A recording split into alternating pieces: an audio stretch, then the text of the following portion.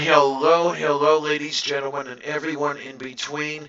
How are you all doing? I am the Lavender Lady, Diana Clarion. This is the Sunday stream, and this time I have with me Luciano Gonzalez. That's how I did it, Luciano. I misspelled your name before, and I keep pronouncing it Gonzalez rather than Gonzalez. Okay, now I understand. Okay, so everything's all fixed in the description, and yeah, it's we had something come up on Monday, the 11th.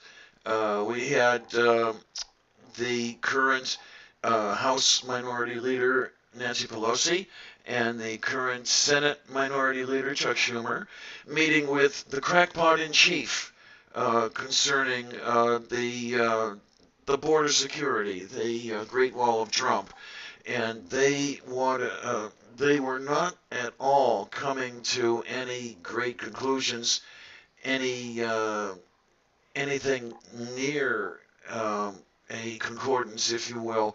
Just to give you an idea, though, of what was important to Mr. Trump, if you want to call him that, in that meeting, here's a piece of what he said he wanted. Say one thing.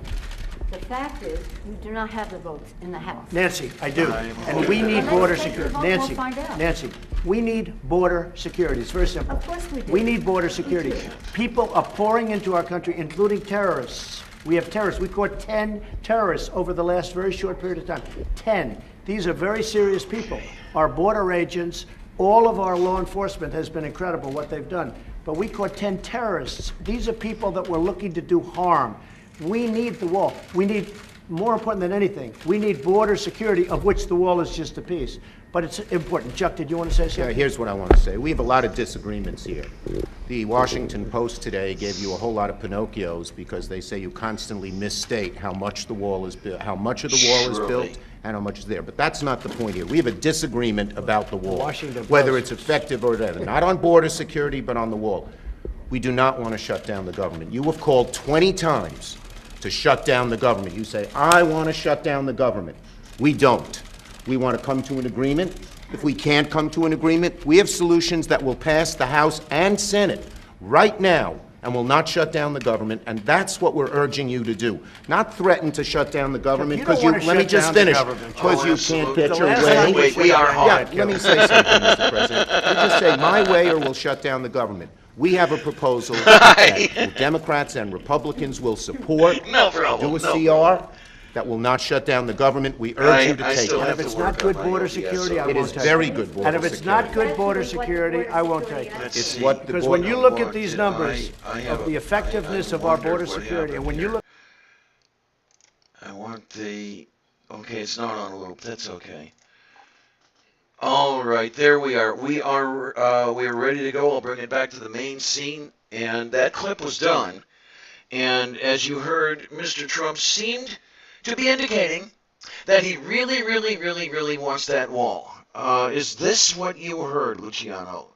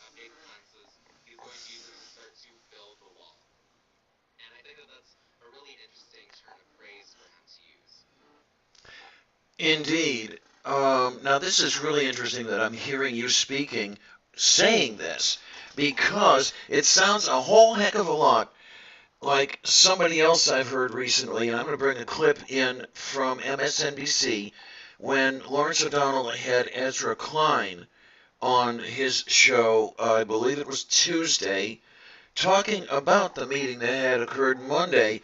And folks, let's see if any of this sounds familiar, because I think that Luciano has pretty well nailed things. And here we go. Contributor. Then Ezra, let me start with you tonight. What I'm watching in the Oval Office, for the most part, with Chuck Schumer and Nancy Pelosi, is the old method. They are stepping up their game in a certain way and interrupting Donald Trump and playing to the cameras like Donald Trump is. But they seem to think that it's going to be a serious meeting in the Oval Office, and so we have to stay serious and present our serious position all the way through here. And one of the reasons they don't want to bring up Mexico will pay for the wall is they know how ridiculous it is, and they don't want those ridiculous words to come out of their mouths. But it seems to me there's still room for them to figure out how to deal with Donald Trump in one of these meetings that turns out to be a circus. I do think that they did a nice job, to give them some credit here, of putting him in a corner. What struck me so deeply about that meeting was that Donald Trump doesn't himself want the wall. That is not the meeting you hold if you want the wall. The difference in what he wants in funding and what he's currently got in funding is about $3.7 billion. I mean, Lawrence, you know federal budgets. That is nothing in the federal budget. If he wanted that wall, he would not have put that meeting in front of the cameras, which is something they kept saying, and he'd be willing to give them something for it. Dreamers protections would be a very, very easy trade. It would actually, in fact, be a popular trade for him to make and probably even for them to make. But the thing about Trump is he doesn't want the wall. He wants the fight over the wall.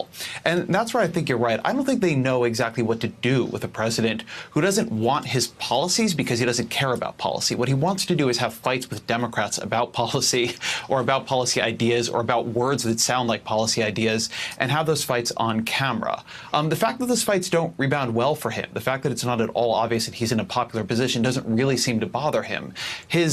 Trump runs his presidency as if the question is whether the ratings in the television show he's starring on are good, whether the plot twists are interesting. And today was a good day in the Trump show. But if you're somebody who actually believes in Donald Trump's vision for America, it was a terrible day. It was a day when you saw that he has no interest at all in negotiating to get that vision done. Kim. Alrighty, so there I heard Mr. Klein very, very emphatically say Trump does not want that wall. What he seems to want is the fight about the wall. And as a matter of fact, I even heard him say that he just wants a show, a reality show. Luciano, is this what you're picking up? There's definitely components of that when it comes to the sort of rhetoric that the president has about the wall and about border security. It's worth noting that there are a range of different people, including conservative groups like the Cato Institute, that have argued against the wall. So it's not just like progressive pundits, it's not just people like me that would accurately be described as bleeding heart liberals or bleeding heart progressives who are saying that the wall is a bad idea. There are people who, by all accounts and by all matters of consistency, should be right there along with Trump, assuming this was a normal conservative position, being for the wall.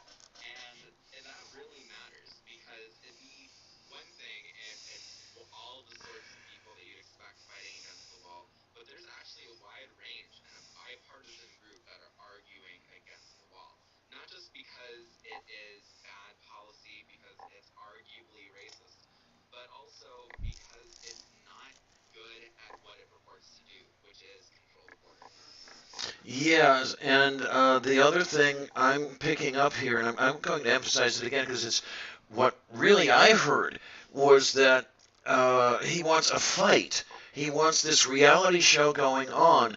And I think I heard O'Donnell mention that there are the elements in the Democratic camp who don't yet know quite what to do with a president who does not want to be president, who wants to instead be a reality show star.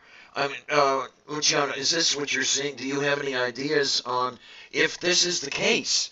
What do we do? Because this is not at all um, political procedure, parliamentary procedure. It doesn't even bear any relation to it. And are we going to have to put up with this for another 2 years? The reality is we probably are going to have to put up with this for another 2 years. That's the unfortunate truth. The likelihood that the president would be impeached, as in not just like the process beginning like it has in the past, but actually like kicked out of office via impeachment, is very unlikely. It's certainly a possibility. I'm not going to be someone who says that it's impossible, but it is an uphill battle for both Democrats and for the Republicans who want the president to be impeached or could rationally be convinced that the president deserves to be impeached, even if they don't want him to be impeached right now. If we are going to have to, my English decided to mess up there. No problem, no problem. Figure out a way to work with we're going to have to figure out a way to work with the confines that the president has set, because he's not like any other president. We don't have to follow him. We don't have to do what he wants us to do, but we are going to have to figure out ways to get him to move in ways that make sense. And that's a challenging thing, because by all accounts, like, the president should not be willing to shut down the government over this, but he is. He even Mm-hmm. explicitly said in his showdown with Nancy Pelosi and Chuck Schumer that he was willing to take credit for this government shutdown. He said that if the Yes. Democrats don't work with him, if they don't give him what he wants in order, then he is going to shut down the government. Or at the very least, he would be willing to if it came down to it. I think I even heard him say that he would be proud to do something like that. And this is something I did not hear anyone say in any of the shutdowns I've experienced up until now. No, maybe they said it in private. Maybe Mitch McConnell was gloating about contributing to shutting down the government in 2013. But I haven't heard any president, at any rate, say, hey, this is really great. I love this. I want to do it. It's going to be the best government shutdown ever. But this is what I'm hearing out of, I'll say it again, the crackpot in chief. So, not necessarily talking about an impeachment, because I know that that is a long shot. You may get articles written and passed in the incoming House, but there's no way anything would get anywhere with the Senate. But is there any way that he could be convinced that he really should tone it down? Or are we just going to have to sit and be content with going backward? This is what scares me. I think that there are things that can be done to convince him to tone it down. I do think it's possible, but the reality is it would take working with the Republican voters. It would take convincing Republican voters, the sorts of people who like this sort of tough talk, that what the president's doing is harmful. And I'm not going to say that that's impossible, because I think it's possible, but I do think it's difficult. I think it would require bipartisanship, and honestly, like, many of the Republicans in power, especially the Republicans who live in districts where this would be most important, are not the sort of people who are going to be convinced, at the very least very easily, that this is something worth doing. Yeah, okay. And I take it then that your assessment of the current Republican population of, oh my word, okay, Michelle Desert, you cannot hear the guest? Okay, we're going to do something about that. We are indeed. Okay. Um, Very weird. yeah, this happens a lot here, and I'm going to try setting that, and I'm going to try. I would really like to know how this whole thing works with YouTube, because with my OBS, Michelle, can you hear Luciano now? I've made some changes. Hey, how's it going? Yeah, because I don't know what's happening with YouTube. I will have the settings working. Yesterday's show, or not yesterday's, last week's show, for example, got Hmm. everything working, and I used exactly the same settings tonight, and it doesn't work. And it's like, what the heck is going on? I do not I actually understand. saw part of last week's stream. It was with Wonder Lady, right? It was the gardening one. Yes, it was. Yes. Yeah. I didn't get to And see the whole thing, but I got to see part of it. I am genuinely curious if I can be heard now. Yes. oh, Perfect. perfect. Can Excellent. just in case then that this really screwed up, could you go over your points one more time, just in case the audio is not getting recorded for the Yeah. yeah, let's go over that one again because what you had to say were some very very salient points here. So I definitely think it's possible that there are ways to convince the president to tone down this rhetoric. Specifically, if someone can convince Republican voters that this sort of rhetoric is dangerous for the country, especially in the areas where the president has gone and he's rallied and he's made these same sort of points, it would be possible to convince him to tone it down. Because I personally think that this isn't some sort of insane thing that he's doing. I think that he's making a pragmatic choice, that he believes that there are voters out there who love hearing him say these sorts of things. And if those voters are convinced that what he's saying is dangerous, then I think that that would show in the polls, and eventually that would cause him to tone it down. I'm not sure if this is true, but I definitely think it's something worth trying. And it's a strategy that at the very least wouldn't hurt people. Okay, yeah, because there's the other thing that really worries me is that a lot of the political cartoons are showing the crackpot in chief with his back to the wall. He's being cornered. And when you say you're not sure that it isn't insanity or anything like that, I do have to wonder. I have to wonder if he is thinking clearly because is he afraid that something bad is going to happen? And if he is that afraid that something bad is going to happen to him, what is he capable of doing? And how do we handle that? I think that that's an understandable fear. If it starts to get to that point, then people are going to have to reach across the aisle to Republicans who've shown that there are moments where they're willing to not work with the president. And there are not many who are willing to do that. But those people who can be reached, those people who can be talked to, it's worth talking with them and being like, hey, what the president's doing right now is kind of insane.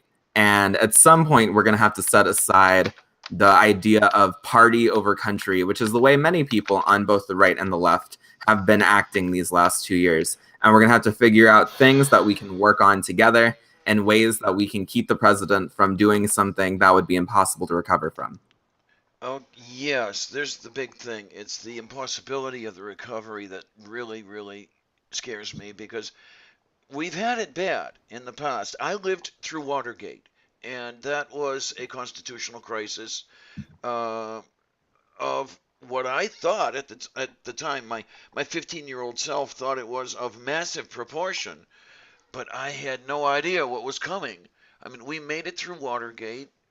I don't know if we can. I hope we can make it through this. Are you familiar with the positions and such of the new Republican senators who are coming into the chamber now? Is it 6 new Republican seats or is it a 6-seat majority? I'm not sure. I remember which one. I think it was 6 new seats. I'm pretty sure that's the way that it ended up going down. So it could be a 7-seat majority or an 8-seat majority. Yeah, I think it would be one of those two. I'll definitely, when this is over, I'll come back in the comments section and I'll drop a source that says which one it was, so that way people know. But yeah, another thing that's worth talking about, and unfortunately it wasn't a thing I was able to gather up a huge amount of information on, but it's like one of the biggest reasons to think that the president might not actually care too much about building a wall is the reality that building a wall is going to take several years. It's like the earliest estimates as of last year was that it would be finished by the end of 2020 if it got started and was consistent then. It did not get started in 2017, at least not in the sort of way that it would have needed to, and it has not been consistent ever since. And we are at the end of 2018. Yeah, now, and there's the other thing. Is it possible that he's going on the way he is going on now with, I'm going to get this wall built no matter what, simply to rally his base? Could it be that he's looking for support and finding it wherever he can? I definitely think that that's a possibility. I've said this before, and I'll say it again. I do think that he would be happier with the wall than he would be without. And to some people, that could sound like I'm saying that he wants the wall. I think he probably does want the wall, but I understand why it is that there are people who are just like, yeah, he's probably just using this as like a way to galvanize his base, which is also a smart thing to do politically, assuming it works.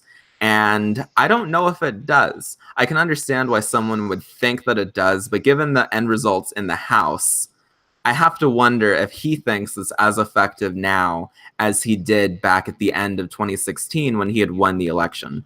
Mm-hmm. And I'm wondering something else. Well, I guess we can change the subject just a tiny little bit here, because I noticed in the news over the last day that in Texas, a federal judge ruled that the ACA was unconstitutional. Could this be something that would brighten Trump's spirits? Do we have anything to be afraid of as far as losing access to health care? And I know I'm putting you on this. I know I'm kind of putting you on the spot here. So, you haven't had the chance to research this because this just came up. But Yeah. Have you got any ideas on how that would tie in to where we go with this next 2 years? So we have been at risk of losing healthcare, honestly, kind of the entire time the ACA has been around, but like most especially and most painfully since 2016. And like if I were to say otherwise, I would either be ignorant as to the reality of the precariousness of things like the ACA, or I'd be lying. And I'm not the sort of person to do that. So at least not in politics. Like my political points of view come from a place of research and they come from a place of like pragmatism. But I do think that it's worth people being concerned at the very least when it comes to healthcare ever since the 2016 election. And that alone should have been the key issue that decided the 2018 midterm elections. Like healthcare and its state ever since 2016 should have been the deciding issue. And it should have been a landslide victory for the Democrats. I think that it was a victory for the Democrats. But that's another one of the things where I can understand why it is that someone would be a little bit more skeptical than I am. Yeah, and I'm actually kind of one of them, but we can get into that in a bit. Healthcare is at risk, and it's going to be at risk probably up until the day Democrats hold, like not just Democrats, but actually progressives uphold healthcare and run on it and actually win. Yeah, and the thing that I was saying with the slight disagreement here is I know that we have a solid House majority now, and there is a lot of stuff that gets done in the House, but were I to have had a forced choice, you can have the House, you can have the Senate. I think I would rather have had the Senate. I think that makes because sense. of the judicial appointments and other confirmations that are still to be made. We could have perhaps blockaded some of the more damaging things that a Republican Senate might do. Because another thing that worries me is the behavior of some of the state legislatures. The outgoing Republican legislatures are now in lame duck session, screwing everything up, if you'll excuse my vernacular here, for the incoming Democrats. The Republicans enjoyed all the power that they had, but now that they're not there anymore, they're going to take that and more from the incoming legislatures.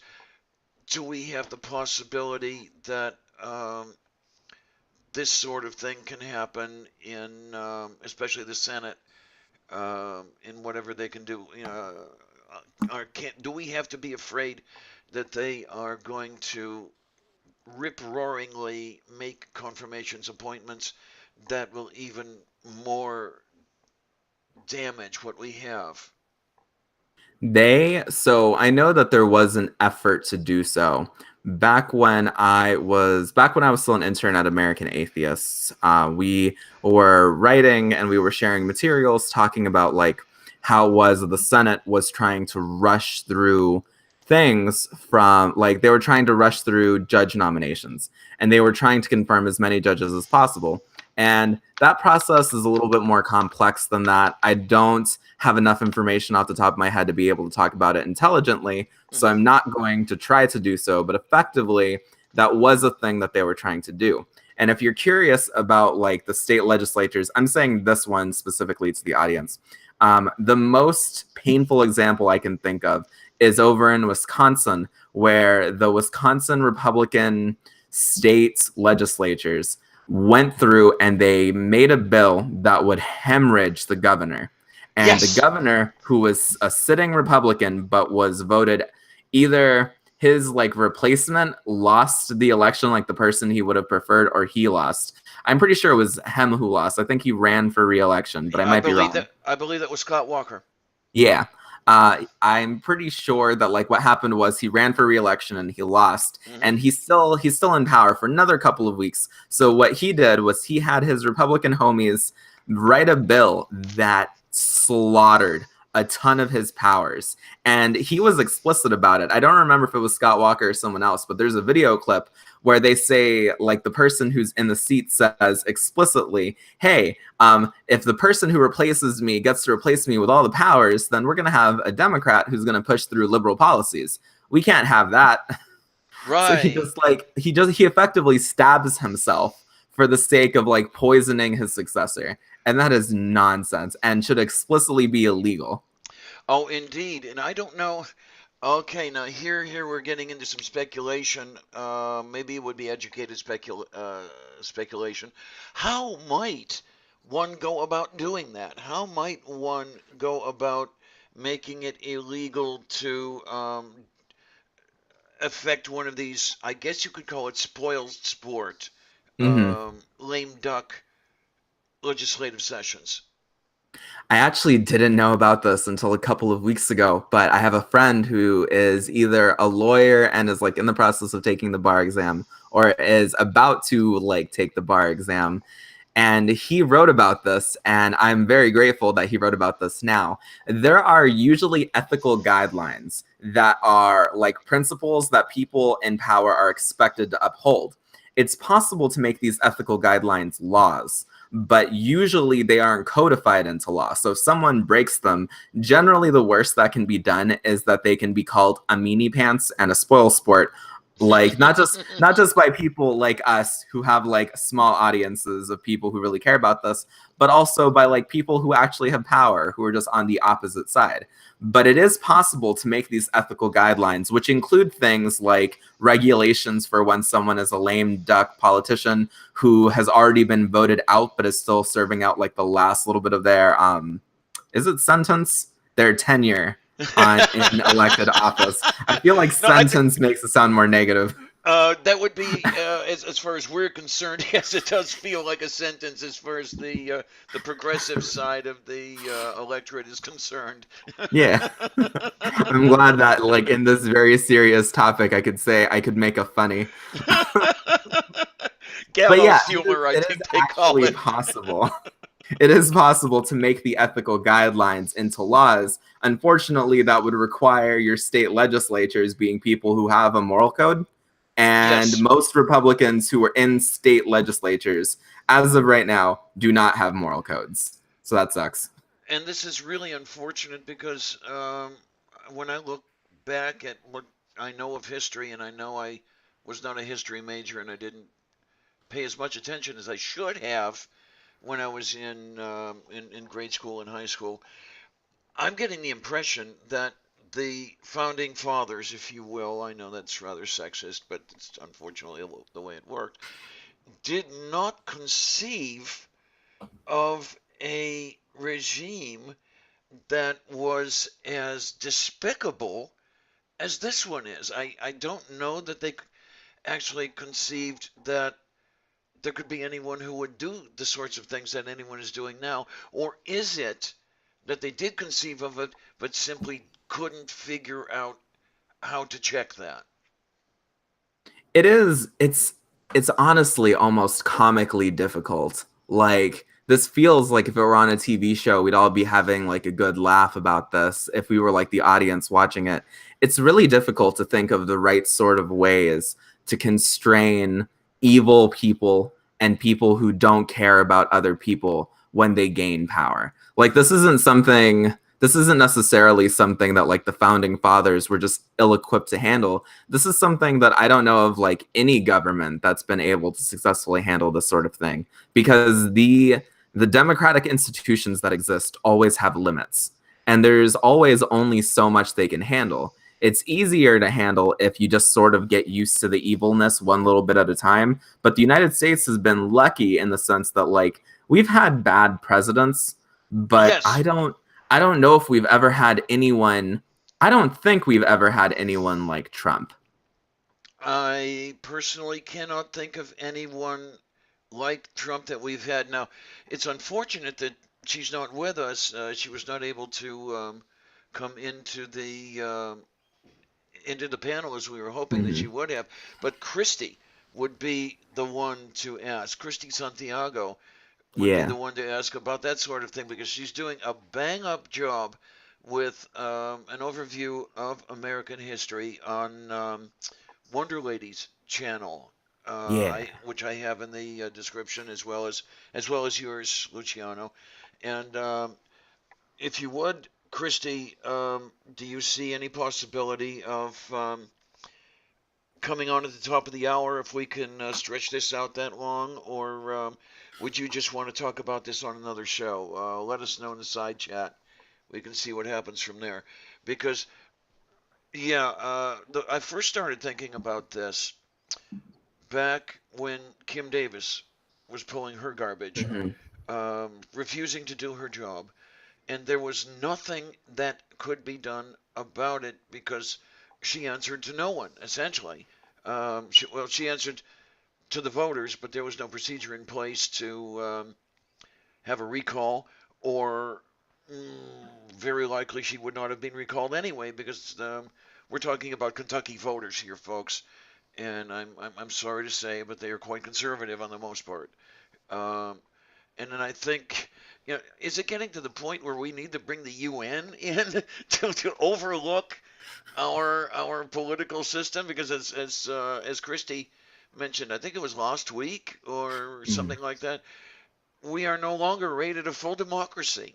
It's been like that. Like, last year, I think, was the first year where like it might not even have been last year. It might have even been like 2016, where it was either the UN or like an independent group that like rates the quality of democracy. Yes. It's just, this isn't something that's different than a democracy, but it's definitely a very flawed, if not outright broken, democracy. Right, and I believe that was the term that you used, was a flawed democracy. And I think I found the map to which he was referring, and like the moronette that I am, I didn't save it to bring it on here, but it was. I wouldn't call it dire, but I wouldn't call it hopeful. Yeah, thank you. That's a good word. That's a good word there. And this is what I would really. This is one of the things. I guess I'm going to start pontificating right now. This is one of the things that really emphasizes how vigilant the average person has to be in order to, I'll say the word, safeguard our democracy, our republic, our form of government. Because if we take any time off at all, there are people who really, really want to change that and turn it into whatever, be it a theocracy, be it an autocracy, be it an autocratic theocracy, be it a theocratic autocracy. You get the point. And I find myself, as I look back on myself, not quite vigilant enough. And I'm somebody who has a lot to lose. So if I, being the one to lose a lot, am not that vigilant, it's no wonder to me that the average person who's just walking around shaking hands, "Hiya Phil, give me a piece of lettuce," as Mr. Carlin would have said years ago, is not going to worry that much. What now do we do to really, really get people interested? Because you can have a crisis when everybody gets interested and it lasts for maybe a year, maybe a couple of years, but then it fades off. I mean, I remember Watergate. Everybody was up in arms in 1974, and even through Mr. Carter's administration, there was that political activity. But then again, it started to drop off once everything looked like it was better. What do we do? We have to figure out a way to make it easier for people to survive the sort of emotional trauma that comes with paying attention to politics, especially if it's someone's life that's on the line, and if it's someone's family that's on the line. Yeah. Mm-hmm. And it's so hard. Like, I'm an LGBT Hispanic person. I look white, which is an advantage to me, and that's because I am white. Like, you can be both Hispanic and white, but Yeah. like, I'm a Hispanic atheist and I'm LGBT. Like, I have a lot to lose if I don't pay attention to politics, and Yeah. I have the sort of luckiness that I can tolerate watching politics, and it's mostly because I like politics. I like paying attention to this sort of thing. I think of politics as a positive good. But right now, I understand why it is that people don't. It's so easy for people to get torn up watching the news and paying attention. They're subjecting themselves to trauma doing so. Yeah. I mean, especially when you're looking at things like we were talking earlier, the danger that access to medical care is incurring, and well, the danger to you and I, and those Mhm. like us. Hey, Christy, hi, how are you? Uh, we have our existences on the line here, but then when you go to bring that into a family who is not necessarily on your side, Mhm. that can cause trauma as well. Um, I remember back when those two were still alive, we used to get into arguments like you would not believe. Well, we never saw eye to eye, so that's another story entirely. But as you say, it's wonderful because I've thought we've talked about this, and I still want to talk to you about it, and Mhm. getting together with you, as far as trying to make a run for public Yeah. office. And I'm looking at myself in the mirror, and it's okay. What chance does an atheist, lesbian, trans woman have of getting elected to major national office? Let's face it, kids. Right, and so you have to work on how to do something Mhm. about that. You have to, and that's overcoming a lot of people's prejudices, etc., etc., etc. Hi, Purple Rhymes with Orange. How are you doing? For Uh, the record, I would vote for you if you were running in my area. But oh, also, like, there are gonna be other people who have all the same identities as you, even if they have different views, even if they have different experiences, who are gonna want to run for office, and they're gonna be scared because no one like them has ever run for office. And it doesn't matter if you win or not. Like, there's so much importance in just running for office itself. That in and of itself, giving people a choice, giving people a chance to vote for someone new, there's real power to that. yeah, okay, definitely. And it's okay. It's just a matter of getting the support Yeah. and getting. Unfortunately, we need money because Yeah. that's the way the political wheel turns now. I mean, it always had been to some extent, but it's so much more now in the last 10 to 15 years Yeah. than it had been previously, and especially with Citizens United, which really needs to be overturned. And well, I can't see that happening this week. But Russ's comment just made me laugh. Just learn how not to answer questions. well, yes, I will move forward on that, and I will find a way to indicate that who the heck was it? Oh, I remember now, and I'm going to have to bring a piece of that onto the show one of these days. Anybody who wants a really good idea of how things go, and this was 6 years ago, if I remember correctly, look up National Press Club George Carlin, because he went into a section of his monologue, I guess you can call it, on politispeak and indicating and moving forward, and he filled maybe about 15 minutes without saying a thing. It was beautiful. It was absolutely stellar. And I suppose I need to learn how to do that. It is a true talent. It's actually a talent that I'm not very good at. Although, in fairness, I can, if I'm allowed to say one thing of substance in 15 minutes, I can go the rest of the 15 minutes not saying anything important. Okay. That's a skill I have. So I'm almost at politician level. I just need to level up slightly. Okay, so there it is, ladies, gentlemen, and everyone in between. We've got a lot of work to do, and we've got a lot to weather. We have the new Congress incoming. Let's see. Purple rhymes with orange. What do you have to say? You thought about running for city council when you lived in St. Paul. Okay. Oh, the candidate who didn't try to deny anything. I love it. I love it dearly. Oh, my word, yes. That would have been something. I knew a couple of friends of mine ran for city council in Cleveland, and it's amazing how much money they needed for their unsuccessful bids. And they were coming out of pocket, essentially, which was not fun at all. But happily, they were able to, they had pockets deep enough to do that. Now, you're talking to somebody like me. My pockets are not deep at all, but we'll do something about that someday. But yeah, this is where we stand. And let's see in future shows if we can talk about ways that we can put up the united front.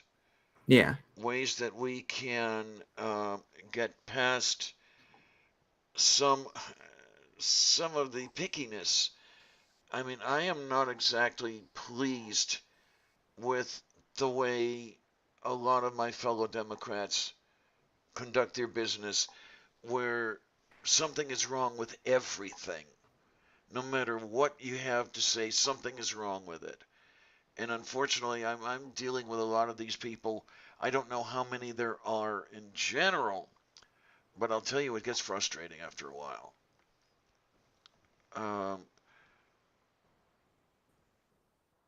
I like it. I like it. If I were president. That's a nice one there, Russ. I like purple though.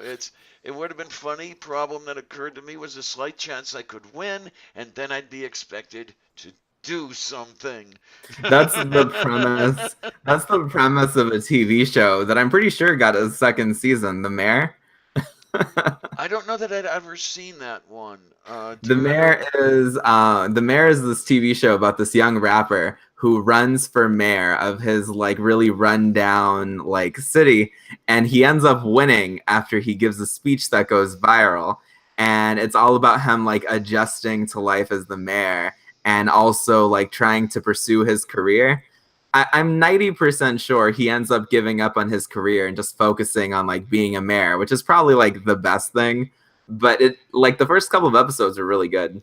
All right. Now, Purple, if you're asking me offhand what state I'm running in, I am in Pennsylvania, which is a very, very interesting state. It resembles one a little to my west, one in which I was born and raised. Pennsylvania has some blue enclaves. You've got Hmm. Pittsburgh, you've got Philadelphia, Harrisburg, of all things. I remember being rather blue. Erie was for a while. Unfortunately, in 2016, it was not. But the unfortunate thing is, aside from those areas, which demographically, they're still not a majority of the state or anything like that. The rest of the state, if you'll excuse my expression, is as red as a used tampon on a heavy flow day. And it's that rest of the state, especially in the state legislature, that gives us a really, really big problem. Hmm. Especially when you're talking southeast. I I don't like to name names in this sense, but I think I will. When you get into Amish country, you get into some very heavy conservatism. Remember that Kitzmiller versus Dover was tried in that area. That's, I believe it was York, Pennsylvania, in that southern southeast area. And this is what you're dealing with. That hardline conservative literalist Christian, because Kitzmiller versus Dover was all about creationism. And Hmm. by any other name, it still stinks to high heaven. Um, and yeah, that's a problem. Okay, you lived in Central New York for Central New seven York. Yeah. years. Okay, you were a lot closer to Erie than to New York City. Okay. Uh, somebody I used to work with lives up in Binghamton, which is rather conservative, if I remember correctly. Hmm. Um, and then, of course, you cross Erie into Ohio, which is a lot more conservative than it looks. Um, you used to have Cleveland, Columbus, and of all things, recently Cincinnati, and I don't know how the hell that happened because years ago Cincinnati used to be extremely conservative. Hmm. But you had um, enclaves of reason, say Cleveland and Columbus. Unfortunately, Cleveland's gone blue. I'm sorry, gone red in 2016, um, which did not help anything at all. And you're talking now about two of the deciding states of the electoral college vote. I know Pennsylvania, especially, it was a matter of 70,000 votes to turn the electoral college the wrong way, as far as Hmm. I'm concerned. Um, so you've got a lot to deal with that as well. Let's see where we're going to go with it. So I'll tell you what, we seem to have a rather sparse. Oh, we've just got. Well, we had number 8 for a minute, and now we're down to number 7 again. Um, if anybody really wants an after show, I don't mind. But if hey Evans, how you Hey, doing? I know him. Yes. I actually know everyone in the comment section, which is neat. That isn't always the case, so that's nice.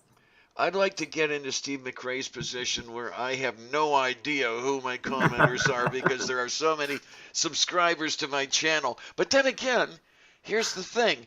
If you've got hundreds of thousands of subscribers, now you're expected to do something.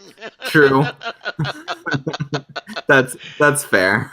So maybe I'll sit here with 225. I don't know, but no, I'm really looking forward to doing a good deal, and I'll have some stuff coming up in the next couple of weeks trying to Yeah. describe what I'd like to do in the new year. Hmm. Yeah, if okay, Russ, if you'd like to come in, if nobody minds, what I can do is begin to set up an after show, and Okay, let's get over here and see what we Two can very do. different moods in the comment section. Oh my, it's a trap, yes! Very different moods in the comment section over on Lavender Lady Incorporated. Oh my word. I tell you what, you guys in the side there, do you feel like an after show? I mean, Luciano, if you don't mind. I don't mind. I can be in one for a good 30, 45 minutes. So if that's something that you guys want to do, I'd be down. Okay, let's do something like that. We can go Yeah. ahead, and what I'll just do is get the. That's the one thing I hadn't done is I had not set up a. An after party. Yeah, I hadn't set up an event for it because I was expecting a very, very sparse turnout because this is about politics. I Mm-hmm. know, I know. And it turned out, yeah, that we did get the sparseness, but okay, let's see here. I think that 8 people is like, I think that's a fine number, and it's been pretty consistent. I saw it up at like 11 people for a little while. Oh, that's not bad. That's not bad at all. I actually need to Sure, set you up. can hear me typing away here. You probably hear me typing earlier when I was like responding to comments. So Okay, and then we're just going to go with that, and we're going to. Okay, there you go. Let's go there, and let's go there. And none of you have any idea where I'm going, but I am going there. I mean, if you could see my computer screen, you would know where I was going, but you can't, so you don't. going where no YouTube commentator has ever gone before. The infamous live stream. Oh, that's a good one to use. Okay, yay. And I'm then, actually setting up. Like when we close the stream to set up the after party, I'm actually gonna set up the I'm gonna set up my show for tomorrow because I do live streams every Monday. So oh wow, okay, I have to remember that. I have to remember yeah. to tune in and Mhm. things and stuff, and I'm starting to sound like Strike. Don't throw shade. Strike's not here to defend himself. He is such a sweetie, though. I will tell you that. And okay, wait a minute here. I'm gonna get this over here. Mm. Look at that. And now I'm going to get. Wait a minute. Let's see how we're gonna do this. All right, there we go. There we go. There we go. And here comes the link, ladies, gentlemen, and everyone in between. And that's Share going to this go. as soon as I see it. I'll make it really quick because I normally set up these sorts of things in advance. Yeah, I know. That's my my thing that I should have done it, but I didn't done it. And over in the side chat, we've got an after shows link. And I'm gonna take a second to respond to Russ because he just asked what's the topic this Monday. And the topic this Monday is creating healthy communities. So it's like building communities of trust and openness. My streams on Mondays are always like communication and peace and conflict studies. So now, what time would that be? it's gonna be at the same time we started today. It's at 8. At 8 p.m. Eastern. Yep, 8 p.m. Eastern Standard Time. Beautiful, beautiful. Everybody, let that sink in. Everybody just run over to Luciano's channel tomorrow. The picture you chose for the after party. You like that, huh? I honestly, that's probably my favorite picture of the president. It's honestly almost likable. I kind of hate it. It makes him look like he has like a sense of humor. Oh my. It's terrible. Okay, so we are going to switch over to the after show. And for those who are not going to be sticking around, thank you for coming. For those who are going to be sticking around, thank you for sticking around. Yeah. And to one and all, I do want to say thanks a lot, troops. See you on the other side. Bye, guys.